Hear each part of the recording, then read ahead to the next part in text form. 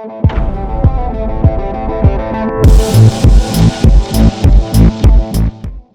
this show, we often talk about the metaverse and how to stay secure on Web3. However, when it comes to securing their systems, most major IT companies across the world have a code red, which is a plan that their IT administrators bring into effect in case of major security related attacks. Just like Web 1 and Web 2, this code red is soon going to be a thing of the past because PCs protected by Intel vPro don't need to worry about these threats anymore. It helps defend against attacks before they even happen, thanks to the built-in multi-layer security. Time to cancel the code red. Intel vPro, built for business.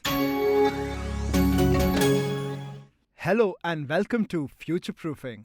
I'm your host Ekalavya Bhattacharya, and this show is presented by Intel vPro, built for business. In this show, we talk about Web3, blockchain, Metaverse, and all the applications and implications it's going to have in various fields like, say, advertising, sports, healthcare, politics, music, and lots more. Personally, I started my podcast journey long back. I think it was 2010. Really unsuccessful podcast, I would say. It was called Let's Crack. And surprisingly, that too was about advertising. Today's episode is special. We are talking to Varun Duggirala, one of my favorite podcasters and also a very dear friend. Varun has been saying advertising is dead for nearly 4 years. With incredible experience of setting up and selling off a really successful agency, being a great author and also an extremely successful podcaster, be sure to join us after this quick Intel vPro break as we dive into a fascinating conversation about the world of advertising and the implications Web3 is going to have. Hello. It's been another great week on the IVM Podcast Network.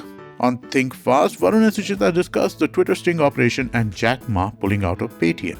On Capgemini's Techipedia series, Shailaditya speaks to Anand Chandramouli and Deepak Solanki about sustainable harvesting practices through digital farming. On The Wire Talks, Siddharth talks to author and translator Navdeep Suri about the partition and the Jallianwala Bagh massacre. On Marathi Khidkitun, the Deshmukhs explore how animals and birds gauge their sense of distance in the environment. And on Big Talk about tiny humans, Devi Shobha and Meghna explain the right way to talk to children about sex and sexuality. We've got some exciting news for you. IVM Podcast has launched merchandise and our first line is out now. Head to the IVM Podcast website and click on the shop tab and check out the first collection of t-shirts. Do follow us on social media as well. We're IVM Podcast on Twitter, Facebook, Instagram, and LinkedIn. And remember, if you're enjoying this show or any of our other shows for that matter, please do tell a friend. Also, don't forget to rate us on any of the platforms you're listening to us on, whether it's Spotify, whether it's Apple, wherever you do that, that is really helpful for us. And do remember, you can also check a lot of our shows out on YouTube. If you go to ivmpodcast.com/YouTube, you get a list of all of our channels. We're also doing a small listener survey, so please do help us out with that. If you go to ivmpodcast.com/survey, it'll help us understand a little bit more about our listeners. And finally, we'd like to thank our sponsors this week, SBI Life Insurance, Jupiter, a digital banking app,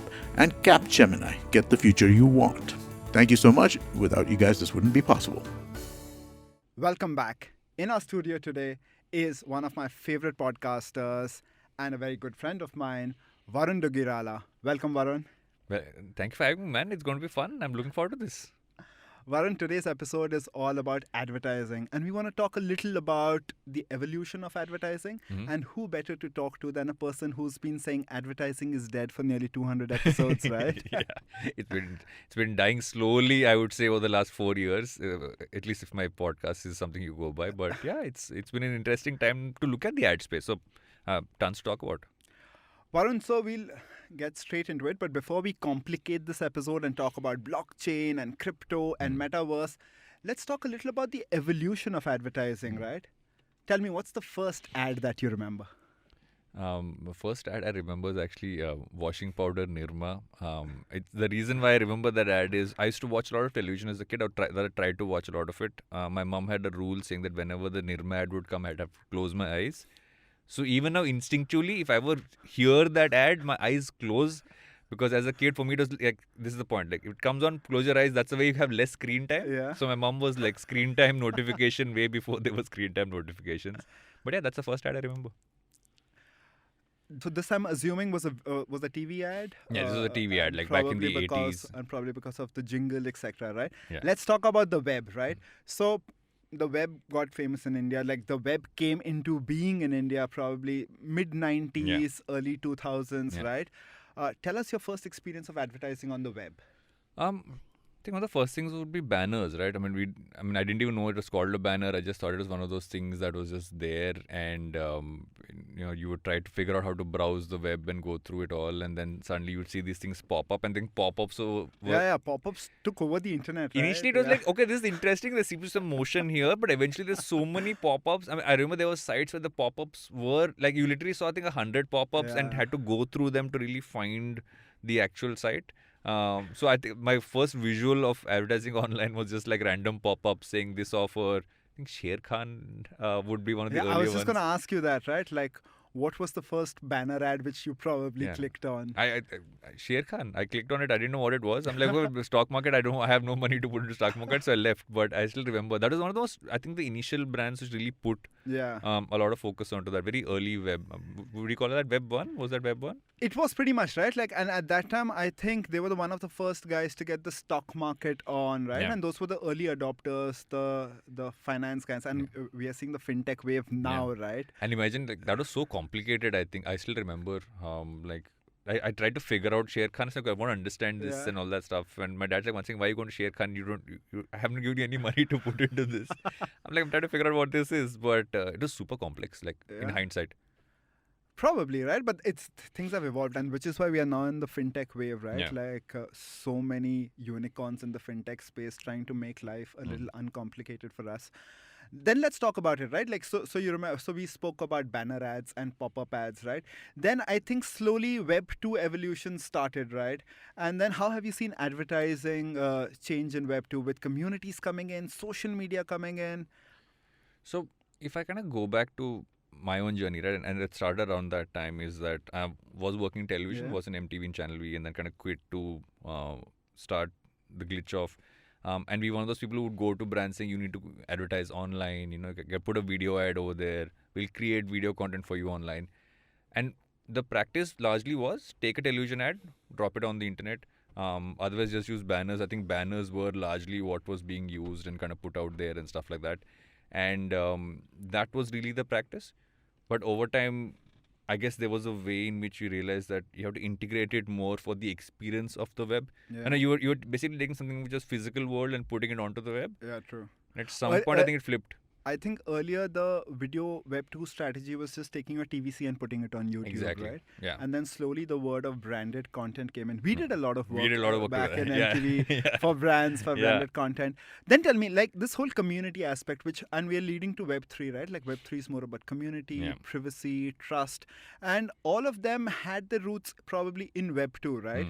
So tell us some of your Web 2 marketing experiences, like some of the fan pages which you used to follow, or celebrities who used to interact with. As I think my earliest thing to actually show your interest was a platform called Orkut. Orkut was, I think, Google owned it, right? Google owned it just before Facebook became, when Facebook was still very close. So you'd have like Orkut interests and things would show up, and at some point Facebook came in and said, what are you interested? I still kind of, I went back to Facebook, and I say went back because we don't go to Facebook as much anymore.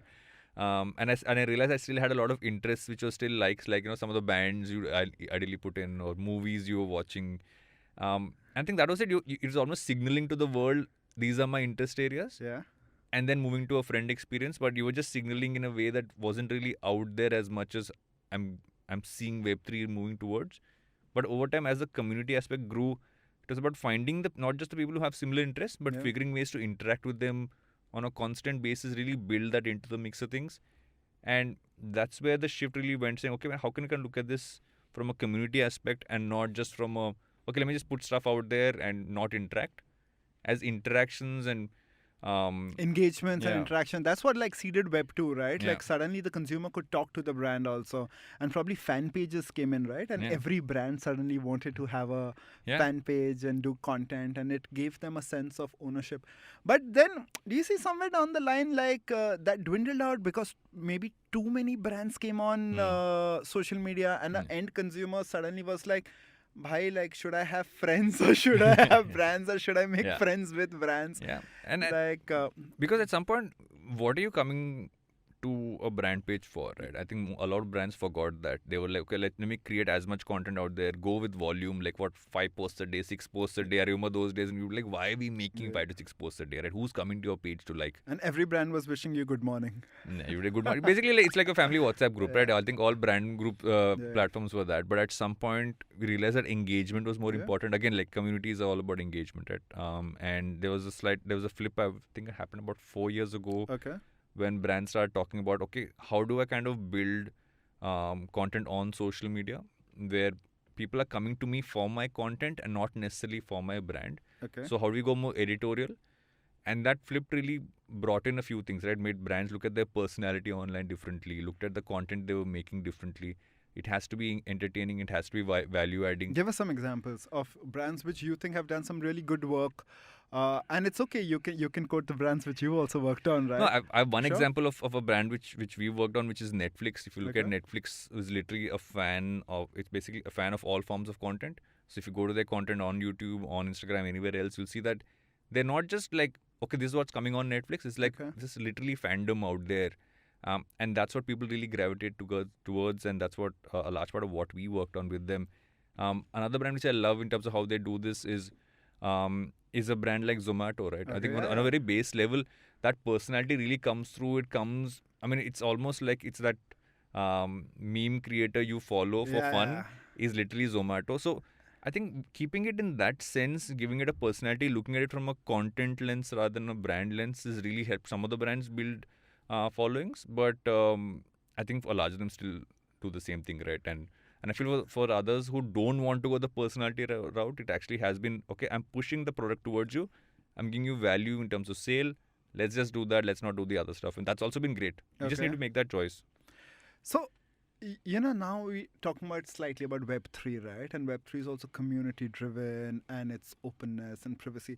And, speaking to other brand managers also, a lot of brands have also realized that initially what you spoke about, right? These communities used to exist on probably on another platform, right? Like you mentioned, Orkut. I think brands had yet not come to Orkut, but Facebook, we remember fan pages, Twitter handles, Instagram posts. And then, like what you said, right? Like people were following the personality of a brand and they would probably like the fan page or follow. And a brand would think, great, now if someone is liking me, all my content will get seen, right? Yeah. But somewhere that didn't happen, right? Because these platforms started charging these brands, right? Yeah. And probably we're taking a step back to like early 2000s when there was a lot of these like brands. Every brand had a micro site, right? Yeah. With games, etc.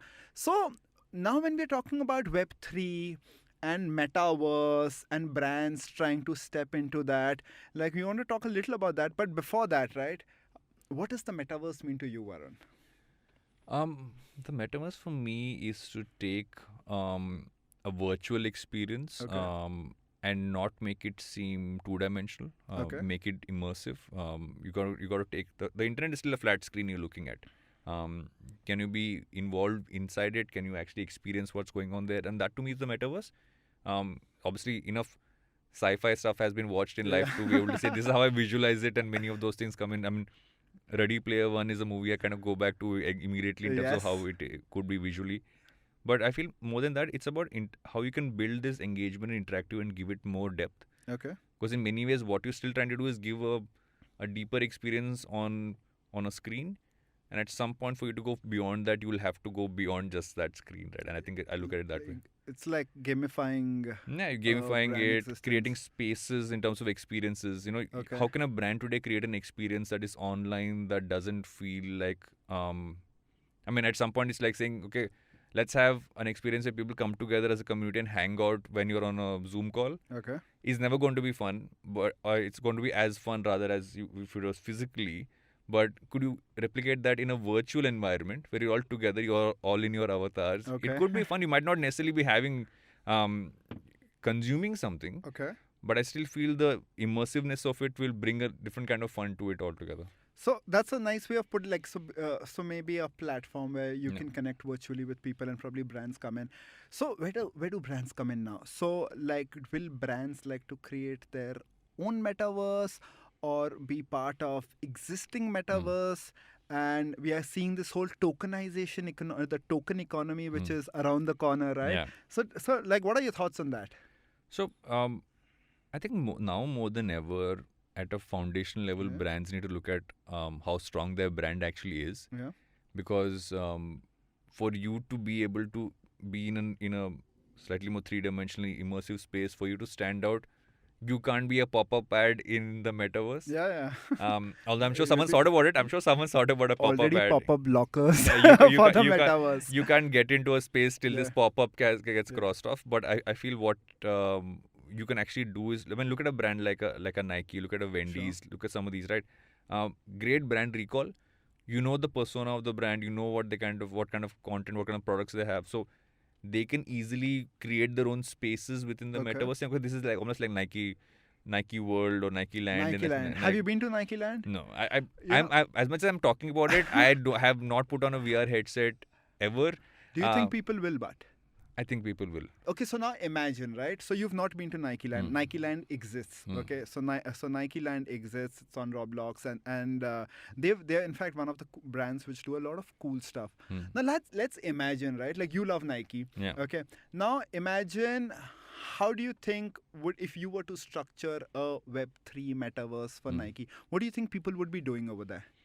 One of the things Nike has is, I think there's certain badge, not just badge value. I think there's a value to just the tick, the logo which it has. Okay, yeah, of So course. same way how you would wear the sneaker in the real world, same way you would wear the apparel in the real world, you would want to wear it in your avatar in the meta world, if that's the word to use. So this is where I have an issue with, right? I'm going to Nike Land, okay, and I'm maybe buying or getting some virtual gear of Nike.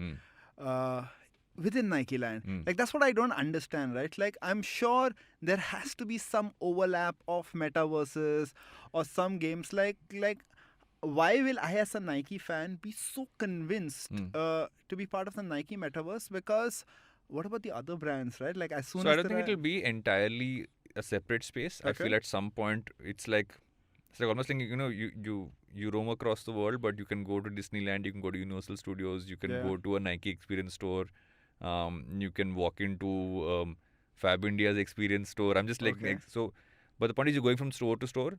But inside the stores, if you look at how stores have evolved, larger stores have become experience centers. Like, if you go to an Apple store globally, Yeah. you're not going there as much to buy as you're going for the experience of it. A Peloton store, or even like Decathlon, right? Yeah.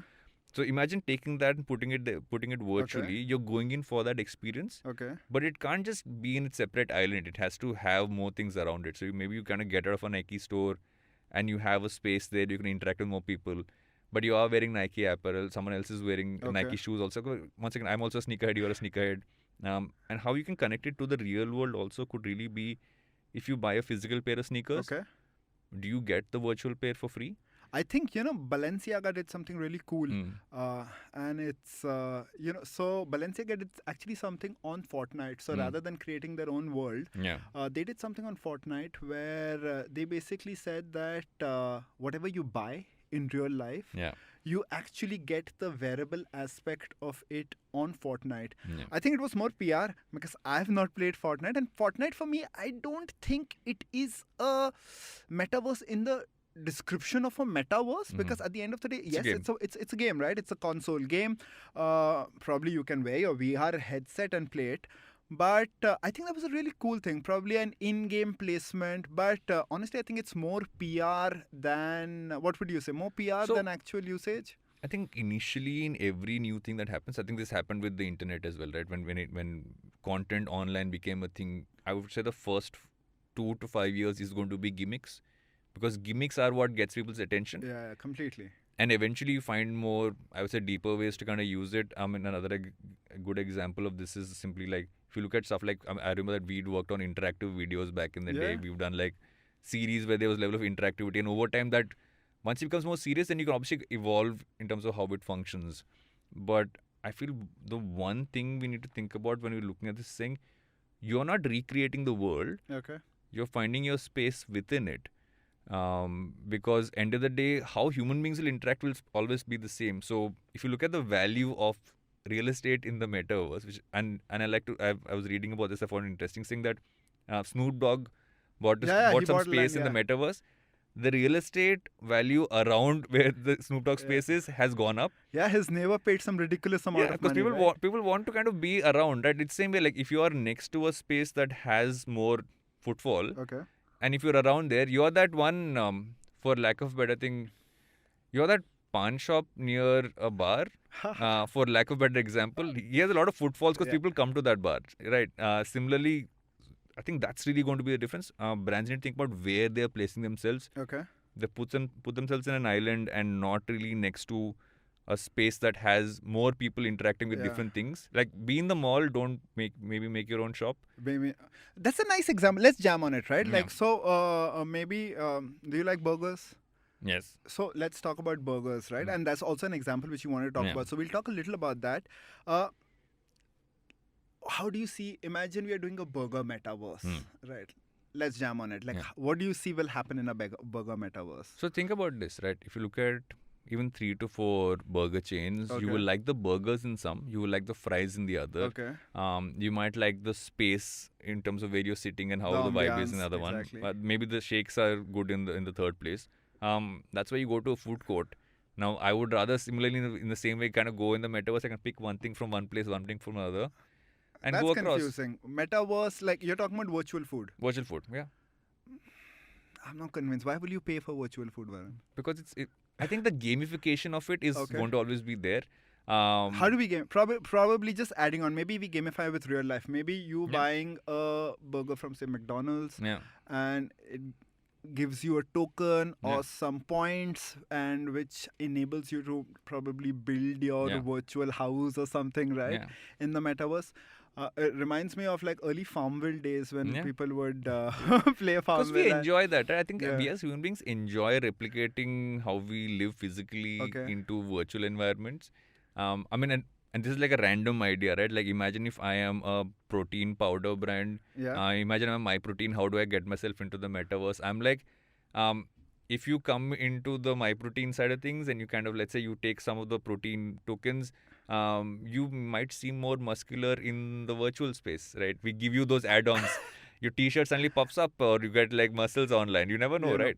Or maybe, you know what, like Nike, we spoke about Nike, right? And Nike did something interesting with LeBron in Nike Land where during the All-Star week, they actually got people to do a real life activity, a physical activity, and gave them, virtual currency for that. Because when someone says metaverse, just sitting on your couch with a VR headset will make everyone fat and lazy, right? Yeah. And that's why movement is important, right? Yeah. I was and I think in recent times, I've seen this a lot, and which has made me consider, should I even consider buying one at some point, is I've seen people with not just the Oculus, but also the hand part, right? I've seen people playing cricket using that. I think the cricket thing I've seen tactile exactly feedback. Now imagine the same way you are saying. I mean, I think one of the first things you can actually take is you can take workouts into the virtual space. Since you mentioned the protein band, you can do that. You can take you interact with other people, and I don't know how that would work in general, but over time, probably people of your same frequency, right? Maybe you go to the gym and you just don't like the people in your gym, right? You don't like the music, and you finally that's a good idea. Because if you look at all the virtual fitness experiences right now, like even like Apple TV, even Apple Fitness Plus, etc., they're all again on a screen. Yeah, you're working out. You have one coach on the other side. They're telling you what to do. But now again, that's immersive. You're in the middle of. You can turn left, you can see someone. You can turn right, you can see somebody else. I think the immersiveness is always going to be there. But I think the fun will come from gamifying it, from giving you those coins. Maybe those coins get you into a concert, like you said, can get you into... maybe you spending more time in the NBA space, in the metaverse, can get you maybe a ticket to go to for an actual game someday, That's interesting. So, Varun, what will get you to join a metaverse? And on that thought, we'll take a quick Intel vPro break. See you on the other side of this. And now it's time for Eka's commandments for future-proofing. The metaverse has opened an alternate universe for us, But even in this metaverse of madness, you need to remain safe at all times. With our digital avatars going online, there's always a risk of something like identity theft becoming even more common. Make sure you don't enter your identity details such as your Aadhaar number or your social security number in random online marketplaces. While I help you with tips that help you protect yourself in the virtual world, Intel vPro secures your PCs in the real world. Do you know that 50% of critical corporate data resides on unprotected desktops and laptops? Can you imagine 50%? Shocking, right? Intel vPro ensures hardware-based security and provides multi-layer security to help protect your business's resources and data. Intel vPro, built for business. Welcome back in conversation with Varun Duggirala. Varun, just before we took a break, I mentioned what will get you to the metaverse, because we spoke about Nike, but you've not seen the Nike metaverse yet, right? So, with the token economy, etc., is it giving up your? Is it a discount? Firstly, if Nike says, Varun, come to my virtual store and I'll give you 25-30% off, will that get you on, or what will get you on, or if your friends are on it already? I think a mixture of a few things, right? One is the fact that how I'm actually getting into it, like, is the immersiveness of what I'm wearing physically in the physical world something I can do for a long period of time? Because, right, I mean, the first few times I have tried, let's say, an AR headset or VR headset, at some point in time you do get tired, right? Because it is tendency to get nauseous, all that stuff happens. Technology is still not completely there. You're right? not there to be fully immersed into it. But would I go in for some value if it's giving me many pro? I think in today's world gives me enough pros in the physical world. Okay. I'll go onto the meta world. Okay. And I think eventually it'll become the other way around, where you'll have you'll focus a lot more on what you do virtually and then some in-person things. But I think right now the skew is still the other way around. Okay. But I don't think it's as much about finding are my friends there. Okay. I think it's a lot more about saying what can I really explore over there that will actually make me want to put this on. Okay. And till now there are few things there. It's not as many things, but as that expands, I think that's what will get me in there. But if I'm getting a good offer, and I'm a person always happy Get to you take to sample, right? I'll go in for sure. I'll try it out. I'm getting a good offer, why not? Let's think as a marketing manager now. Now let's not think as users for a while. And you and me, we always try to be the first ones into this metaverse. Now let's take a step back, right? Now imagine I'm the marketing manager. Why do I want Varun to come to my virtual metaverse? So probably because it's my KRAs, basic advertising, right? Some basic tick marks. But honestly, I want to know more about Varun, right? Because that's what most brand managers want. You get a consumer and so that you can talk about retention marketing and keeping the same customer with you for life, right? Yeah. So it honestly, in today's world, and I'm slowly moving to a conversation which is, hotly debated when we speak about Web3, is privacy, right? Yeah. So maybe having Varun in my metaverse, okay, and convincing him to, part with his data, probably in the form of a token which I take from him or I give him, is maybe a reason enough to convince him to come on. Because as a marketing manager, maybe I want a lot of data, right? And we spoke about Web 2, so data came in, analytics came in, right? And as we move into Web 3, a lot of push has come with people are coming with privacy. Where is privacy? Privacy has become a hotly debated topic. Probably not much in India, but internationally, if you'll see, privacy was hand in hand with Web 3, right? Yeah. What are your views on privacy? So, privacy is a tricky one, right? Because it's obviously spoken about so much in terms of the importance of it, and it is important in many aspects. But if you look at it, a large amount of people across the world very easily give up their privacy. For what? For convenience? For convenience, Okay. for customization. Am I getting the best possible experience that's personalized to me because I've given up some part of my personal data? Give me an example, probably. Look at Instagram, right? Okay. I think Instagram's a great example. The more I kind of go towards what my interest levels are, the more customized the kinds of posts I see, and the more and more the algo becomes in that zone, right? Of okay, you've been watching this kind of content, so I'll give you more of that. Also, I know sometimes we all talk about it, but the fact that you might just, I've never done this. I'm looking for a sofa. I'll go near my phone with Instagram open and say, sofa. I'm looking for a sofa. Right. And weirdly enough, after like 5 minutes, you'll see an ad for a sofa. Right. That's creepy, bro. But everyone's aware of it, right? We know about it. But I think that while at one point becomes creepy and one point we are like, no, just helping me when I need it to help me. I'm too lazy to type sofa on my Google. Like, I don't know who's having ads right now, who's selling it, but I think the point is that we are willing to give it up to an extent. I feel where it's trickier is when it's, let's say, financial data, health data. I think some of those are more, I think those are a little bit more under lock and key. Cred does that. Yeah, and we had this conversation earlier also. So probably a platform like Cred, which is probably deeper than just paying your credit card bills, right? Like they want to set up this entire ecosystem of consumers who they have a lot of data on, right? And they actually say that if you give us your financial data, and that's what you do, a check-in, and they can check your mail, and they can tell you your expenses, etc. Where does it become scary, and what are you okay with? That's a good example, right? So with Cred, for instance, I've given them access to a bunch of things. I haven't given them access to a bunch of things. Like I didn't give access to bank account, for instance. Like, because you can run to the email to look at your bank account statements and get that. I didn't give access to that. They have access to my credit data. And that's a choice I made. So, okay, I'm not comfortable giving that out to a platform. I'm okay with it just being with my bank because I anyway monitor that separately. So I think it's your call.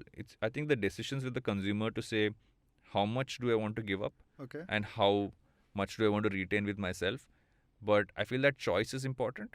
I don't think everybody wants 100% privacy.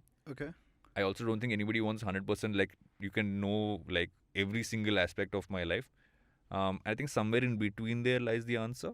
So, I mean, that's been a point. But I think it's not going to be any different in the Metaverse or in Web3 as compared to Web 2 or before. Because at the end of the day, human beings are making those decisions to say how much am I willing to kind of put out there in the open. Agreed. You said something very interesting, right? You when we spoke about the sofa, right? So you said, assuming, right? Everyone's listening. All the apps are listening, right? So when you say something like, I want a sofa, are you trusting that Instagram already has so much of your data that through your data and through what you like and what you dislike, and me saying so far, they might be able and they might be able to actually curate an offer which is better than an offer which you might reach out to normally? Probably that's why AI comes in, right? I think it's discovery as well, right? They might show me an option which I don't know about. And many times, and that's been my thing, right? The more and more, and I think with all algorithms, you can actually fine tune them for your own experience. It's like, you look at Twitter, look at Instagram. The more you consume a certain kind of content, you see a lot more of that. You're creating your own bubble in that sense. But that is you giving up the fact that I do enjoy this kind of content. So you can kind of get something back towards it. Agreed. If you at some point turn around and say, okay, I'm not working for the platform, making the platform work for me. If you flip that around and you use it with that mindset, I think privacy kind of flips around to being convenience.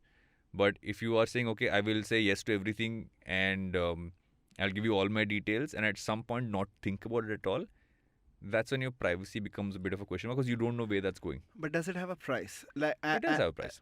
Like if Cred was to tell you, Varun, will give you like... cashback, unlimited cashback if you give us access to what you've not given access to, right?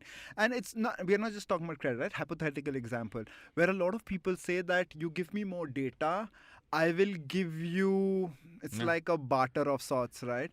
And you're saying everything will eventually have a price, or there's some place where there'll be a full stop? Everything has a price. The thing is that at some point, those who are willing to pay that price or have the capability to pay that price will pay it and have more privacy. And then people who can't will end up giving it up because they don't have any other option. This is quoting you from one of your posts, right? Like advertising then becomes a tax of the poor, right? I was quoting Scott Galloway. But yeah, he said that. And if you look at it, I mean, beyond the harshness of that statement, it is true, right? Look at it this way. Look at someone who doesn't subscribe to an ad-free experience on, let's say, Spotify or on a Hotstar anywhere else, is doing that because they don't want to or aren't able to pay for it. Whereas everybody who has those subscriptions, because it's something they are willing to pay for, they can pay for it. That's why it's literally a tax. I have to add something funny over here, right? Unless it's advertising folk, because I've realized that a lot of advertising people who work in advertising, once they pay for to remove ads, then they don't know what's happening in the No, world I of paid for it on day advertising. one. I worked in advertising long enough. Day one, I got the option. I paid for it. Everybody asks me, how can you do that? I'm like, sorry, this is me being a consumer. I am the consumer who does not want to see ads. But I agree. There are a lot of advertisers who say, actually, I know some people who actually have two email IDs to make two separate accounts. So that they can see who are the brands which are Yeah, spending. yeah. So they will actually go with like an ad experience when they want to actually look at what's going on. And sometimes the other. But I mean, I think a majority of them have it. They just don't say it. You know, I personally moved to YouTube Premium mainly during pandemic due to home workouts because like 3 minutes into your home workout, I there's took an it ad. day one. So I am that person who will pay for a subscription which takes an ad away immediately. Right? All ad blockers are on, everything. Like I literally don't see most advertising anywhere. But I mean, and that's the reality, right? And at the end of the day, that is going to be that is the ideal consumer experience. And if that is the ideal consumer experience, there is something in advertising that is broken. Hence why advertising is dead happened, right? Is that there is something broken in that experience. And the only way to unbreak it is to be a part of the process and not be an interrupter. I feel most advertising still works in like let me interrupt this thing that you're watching or this thing that you're doing. Like that pop-up in the Metaverse, the example is that. Imagine you kind of walking into a Nike space versus one big Nike like virtual wall that comes in front of you saying you have to look at this for 30 seconds before you can virtually walk into this experience you want to. People just walk away, right? And that's what I've seen a lot of younger people these days. If an ad pops up, they rather not see the video. And I've seen this on Twitch, right? Like where some streamers who have probably a ad before you even go into the stream. I've seen people say, rather not watch this guy's stream than waste just 30 seconds. But if it is content like, and I think some of the best ads, even on streams, even on YouTube, etc., are when the ad itself is entertaining by itself. Like, I mean, I look That's at some creativity also, and some YouTubers make it so much fun that you are watching that ad for the fun of it, saying, okay, how are they going to talk about this, right? How are they doing this? And I think that's really something which has changed and is going to change more and more. Is that you got to make it entertaining. You got to make sure the value you're providing is upfront as well. But also it needs to seem like it's a seamless part of the experience and not like, okay, what is this? This doesn't feel like a part of what I was consuming right now. True. You know, Varun, just adding on to that and something which we spoke about, a lot of advertising has become technology-led, right? And that's where there's something which not a lot of people like to talk about is the ad tech tax, right? Because you have, whenever you go to a website, there are like billions of cookies, right? Like now some websites still tell you, and then you're shocked, right? Like 75 different cookies. And now obviously everyone just rejects all. Like I don't know people who will accept all. I accept all. You accept all cookies everywhere. Yeah, I mean, unless it's a site which I have a problem with. So I think most times I get an accept all when I'm either going to like a publication which I want to read an article which says, I'm like, I want to read this, so I'm accepting it. And I like their articles to show up in my search again. Again, I'm choosing that because there are publications who I want stuff to show up. Or sometimes, I know, weirdly enough, when you go to a company's website, when you're just checking something which they've done, and I go to a lot of companies' website because I look at business models and stuff, I'm like, what would you do with my cookies? Like, I'm like, what do the cookies take from me? Because it's a corporate site. But behavior data tracking, But right? it's a corporate website. What are they going to get from me? So, see, I'm not even a consumer. I'm just like, I'm literally looking at, like, for example, if I'm going to a website that is a SaaS product for, I'm trying to think of the most random example, for medical practitioners. No connection to me. I've gone there because I was curious about something. I'm like, it's fine. I'll accept. I'll read this content. I'll leave. And I've never been targeted by them. So I don't even know if they're using it. You know, there are multiple ways of looking at it. So, see, some publishers probably can have enough technology of their own, right? But if you look at the third parties, right? When I was talking about ad tech tax, it's usually brands don't have probably they might have the wherewithal, but usually they will work with companies which are ad tech companies, right? And like you mentioned, like tech stacks, and basically advertising has become so much more technology oriented. Yeah, the last 2 years. Yeah. Last 2 years, I have used the word tech stack more than any other word that I have used. Considering I work in production, which is wasn't even technology driven. And that's, it's a sign of the times, right? Tech runs everything. So when we talk about ad tech companies, right, and multiple companies tracking you, and for even for a brand, it gets a little confusing because there is a lot of fraud, right? There is a lot of click fraud. There are a lot of view frauds. There are a lot of bot frauds, because we are still working in an economy which is where everything needs to be quantified, right? Like probably Web 1 was a little more about creativity, a little more about let's do some cool stuff. I think over the last decade, it's become super efficiency, performance driven, right? Everything is quantitative. And there are some places where if someone wants to get like 1 million views, there are ways of probably bots generating those views, right? And when we speak about Web3, people are saying that's when the decentralization will happen, right? So the serving platform is not owned by, say, one specific company. Do you think more brands are going to be more open to such a thing, or people probably don't care? I mean, I think the signs are all there, right? I mean, there was I think a few days ago, right before we were recording this, there was a TED talk that Adam Mosseri gave, the Instagram CEO, and he spoke about how things are really going to evolve for creators, keeping Web3, keeping the Metaverse in mind. And one of the things he spoke about is that platforms aren't going to go away, but the fact that we control everything is going to go. Okay. It's a sign of where things are really going, and it'll be a lot more with the creator, with the consumer, with the brand than it will be with the platform, because we've gone to a very platform focused world, right? Agreed. The platforms run everything, their algos run everything, which is why maybe in Elon Musk it is considered, I don't think he'll buy it, but that's just me. And this might age badly or age really well, considering when someone's listening to it. But I feel that that's the thing, right? If the decentralization will then bring it back to what you said a little earlier, about how every brand had its own microsite, website, and they want to build the community on that. You want to own your data. Yeah. You want to bring your consumers in there. You want to build an experience for them. But more than anything else, you want to have the ability to say, okay, if something changes tomorrow, I get to take the call on how I change, not a platform or not somebody else. I think that's really where things are going. Nicely put. Yeah, I think that's really where things will go. Okay, Varun, so like ever since probably we were in college, right? And there were definitions of what is advertising and what is marketing. And many people have attempted to answer what is advertising and marketing. And you obviously run one of my favorite podcasts on advertising is dead. But this is one for probably our younger listeners, right? Who are probably studying advertising, studying in media schools, right?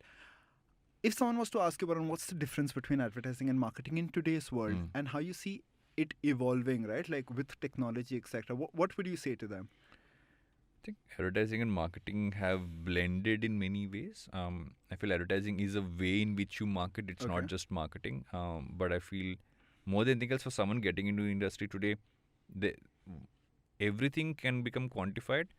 But I feel marketing at its essence will be creative, because marketing gives every non-living thing a personality. Yeah. So while we might put the data there, the AI might help us, the data might help us to kind of build that personality, build that data.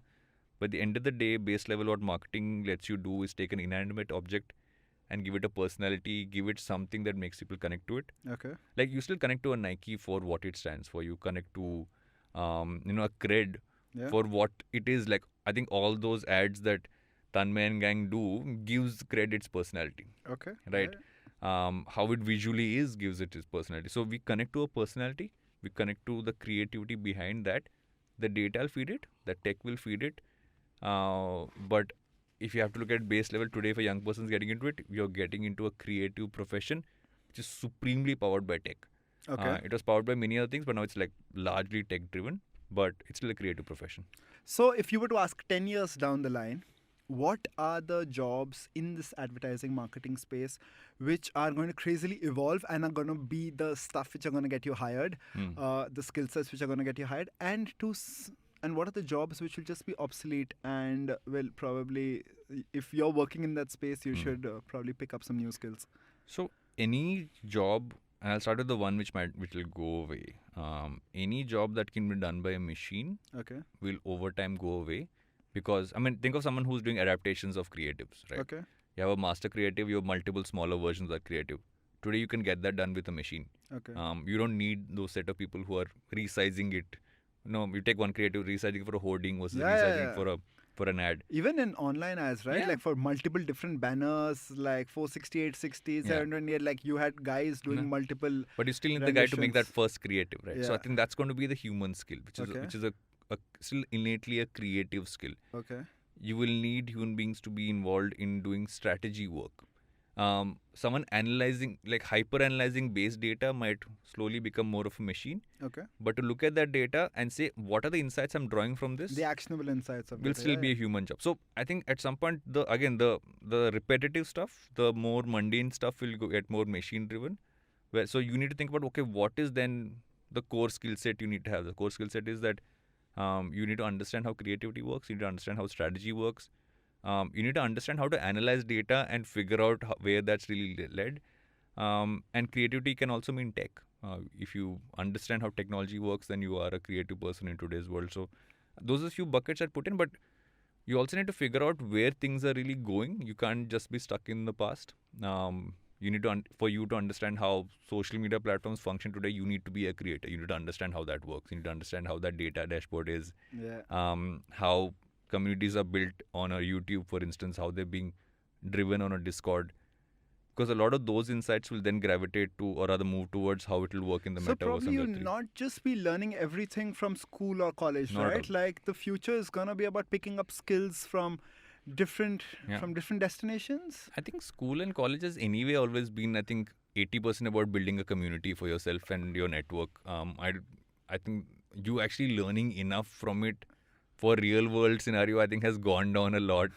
If you ask me, I would, like 20% of what you study is useful, because that's the foundational part. But 80% is really the people you are with, and That's where how also they the go with you. curiosity element also comes in, Yeah, right? and also it's the opportunity cost, right? If you are in a certain university, you are in a certain school, you get access to kind of move towards a certain job, etc., much more easily than if you didn't. But I think today's world, again, that if you look at education, it's actually decentralized, because you have people learning things before they even learn that in a college. Yeah. Right? YouTube is the And world's degrees freest matter university. a lot more now, right? Like degrees matter a lot less now, right? Yes, sir, yeah. Sorry, because if you have a particular skill set, no one now asks you anymore. Yeah, you need that certification. So, for instance, are you certified as, like, for someone working in digital marketing, do you have that Google certification? Do you have Does that the still Amazon? matter? If you're trained by the platform, Okay. platforms themselves are pushing a lot of these trainings. I think it helps to have that, because they know you at least got the foundational skills there. Okay. So you might end up being a person who has multiple certifications, but more taught by the platforms themselves. Okay. So, like, I've done, I think, 2 courses through the pandemic. One was on viral brand building, because I wanted to understand what that was, and I had access suddenly to someone who's teaching in Yale, or I think Yale or Wharton. It was like a 2-week thing, and I just did that course, right? Now that they gave me a way to kind of put that on my LinkedIn profile. So again, that badge is there, that I did this with this. What do you value more, the knowledge which you gained or the badge? The token. I think it's good to have the token there, but end of the day, the value that I got from it also kind of like was very useful. It gave me a different way to look at it, and I think that access opens up, right? Do you think education is one of the first things which will move completely into the metaverse, like primarily driven by pandemic, right? Where we saw a lot of kids just for 2 years. So I thought that till I saw how it is to kind of experiences change. So I have a 4.5 year you're a old, young right? father, right? Like I was asking you. So I've seen my daughter through a 1.5 years of virtual learning, but that was more of Zoom and a few other platforms like that. And 3 to 5 months of actual physical school. With other kids around. I've seen her progress more in 5 months than I saw her progress in a 1.5 years. Why do you think that happens? Because it's again, you're together, you're in the same space. Because in school, in college, you learn through each other. So as much as we might have, teaching can move to like a screen, the community aspect can't move to a screen, especially at a certain age, right? Yeah. And I feel it might be different when you're a little older. Which is, I think, the metaverse is interesting because can you replicate that community aspect in a virtual world that doesn't feel like, again, I go back to that, it's still 2-dimensional versus 3-dimensional, right? But I think we'll still physically want to be around. But I think the access, and I remember reading somewhere sometime back saying, if you look at how education can be democratized, is that, again, that whole, like, the tax you're willing to pay, you could be someone who can afford to be one of those 100 people who goes to that elite university, be physically a part of that community. Or you could be someone saying, okay, I want that, what they're teaching there, but I can't pay as much. So I will choose to take the digital experience, pay a fraction of that cost, and figure a way to get that community from where I work. So, I mean, those are choices you can kind of make in life, which were not even there. I mean, distance learning was that, but I don't think correspondence was that at all.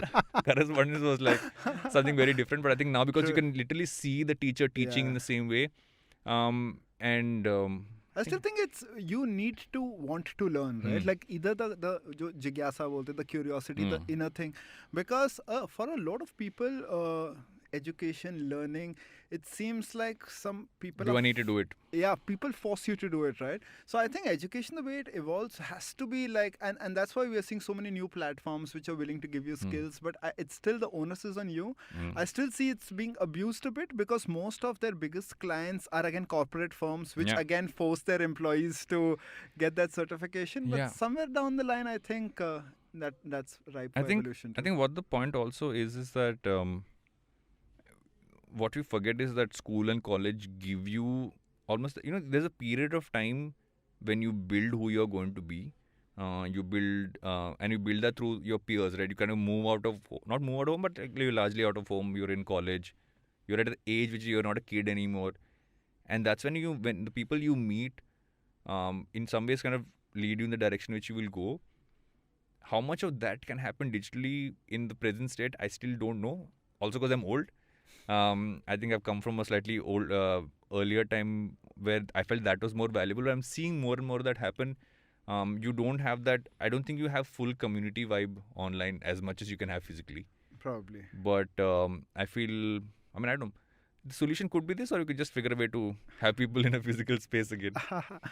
Varun, so slightly a question on a lighter note, right? Like, I've known you as a disgruntled engineering student. I'm always disgruntled engineering student. Moving to a media student, working at MTV, setting up your very successful agency Glitch, to becoming one of India's leading podcasters, to writing your own book, being a father, setting up another company. What defines you, Varun? Curiosity defines me. Okay. I'm a genuinely curious person. Like, the reason why I would go to a random website, like, and accept all the cookies. It's because I want to know what's going on. Right? I'm always this person trying to read up on what's kind of happening in the randomest of things, and I feel that really feeds my curiosity. So I'm a curious person. I want to learn things. I'm not a person who wants to have a singular interest in life. I want to do many things. I want to learn different things. I want to put my fingers into different pies. But in a word, I'm a curious person. That's so great, Varun. Tell me a little more, okay? Probably a last question. 10 years down the line, 2032, okay? And there's Varun, okay? And what is the kind of advertising which Varun is going to experience in his daily life? How do you think the world is going to evolve in just 10? And probably just I'm not saying 100 years down the line, we are all in space, etc. But 10 years down the line, right? What is your daily advertising interaction going to be like? Anything that is a one-way experience. Okay. I'm not talking human. I think anything which is a one-way experience. I'm talking about, let's say, hoarding along the road, or you're looking at if you're inside a car or anything like that. I think everything which is still will become interactive, will become immersive. I think that's the way for advertising to go. So look at spaces where you can kind of take on, which right now feels very static. Okay. Kind of get into that. Interactive hoarding. Interactive hoardings. It's the hoarding could for change. everyone. How does that work? In an ideal world, if I was going in a car and if there's a way for my car to link up to the hoarding and say this person's interested in this, so I will see in the hoarding what interests me versus someone in the adjoining Or the auto. car window might be a screen, right? It'll automatically filter out. I mean, I guess that's a link up, right? That's what you see on it. So, stuff like that, right? Yeah. I think we'll get into a more and more personalized advertising space, more immersive in that. Okay. But I feel we'll see far and far lesser traditional forms of advertising execution. Okay. The essence will stay the same, but what you will get is you'll blend in a lot more into the world in which we'll be at. So how much of a part of that is digital, how much of a part of that is physical, it won't seem as inserted, because I feel what is also happening is with data being taken away as well. Right? On the other side, you're also seeing data suddenly saying this question of Apple's not giving access, Google saying they won't take, and all that stuff.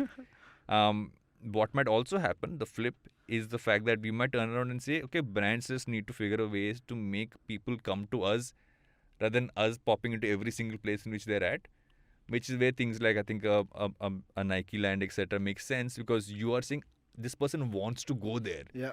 Someone's opting in, right? Yeah, like you're not asking them to come here. opt-in, Yeah. I think that's the flip thing. I might actually want to go to, it's like why you want to go to Disneyland. I think Disneyland for me is the world's biggest advertisement for a brand. Right. Yeah, completely. If you think about it, and we People all are want to paying go for there. it. We pay for it. You want to go there. You're taking flights. You're going across countries to go Yeah. there and spending entire For the days there, experience. living in their hotels, consuming and buying everything they have. The Nike guy actually said something very similar, right? Yeah. Like he basically said that actually when you look at advertising and marketing on the web, you might have to pay Yeah. a modern day influencer Yeah. to wear your swish, right? Yeah.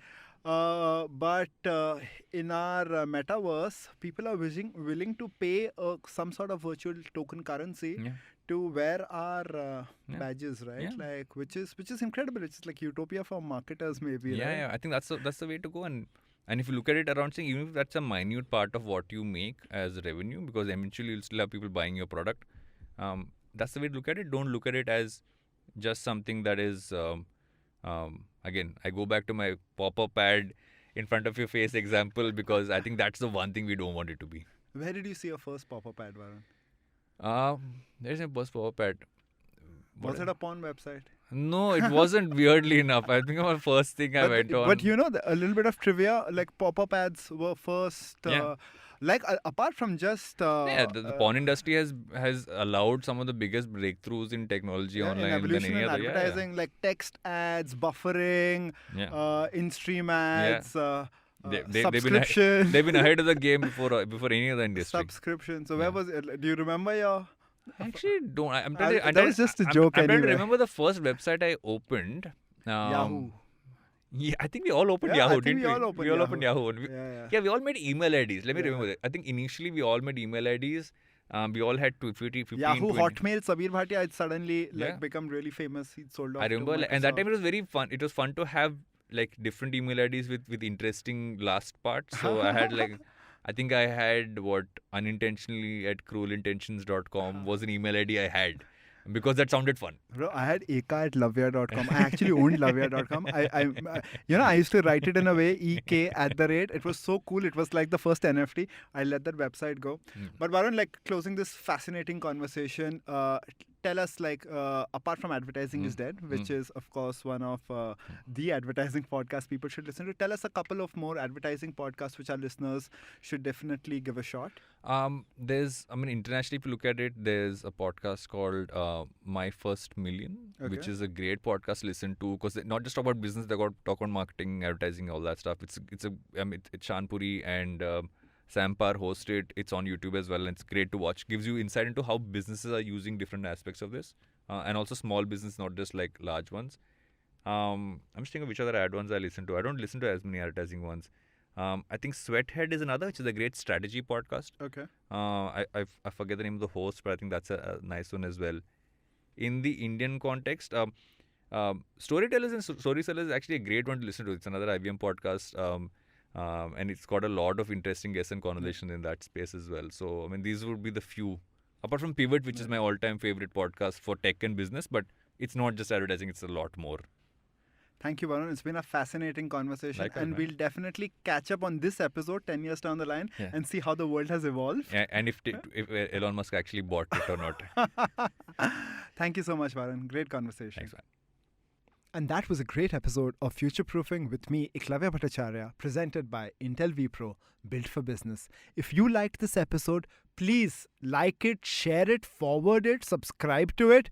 And for all you NFT enthusiasts, we're doing something really cool.